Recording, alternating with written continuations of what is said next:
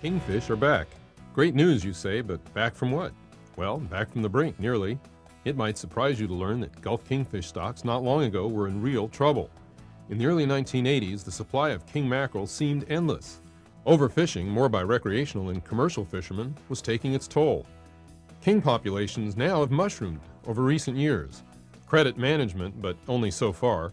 A major reason that kingfish stocks have returned to levels not seen since their early 1980s heyday? Mercury.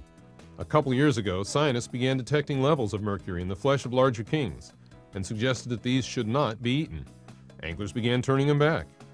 Despite the abundance of kingfish once again, some have expressed concern about numbers of kingfish taken in Southern Kingfish Association tournaments. I asked Sid Steverson, CEO of the SKA, about that. In the past, the tournaments have weighed in aggregate weight fish, where a lot of boats would just kill as many fish as they could to weigh in. We advocate now the catch and release of as many fish as you can and only holding the largest kingfish.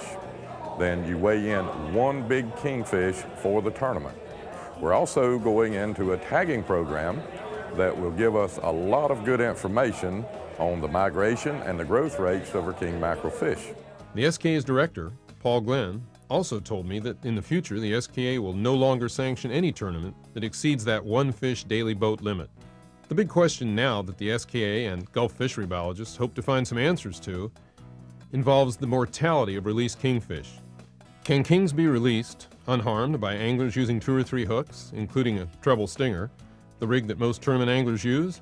Stand by on that one. When we know, you'll read about it in Sport Fishing Magazine.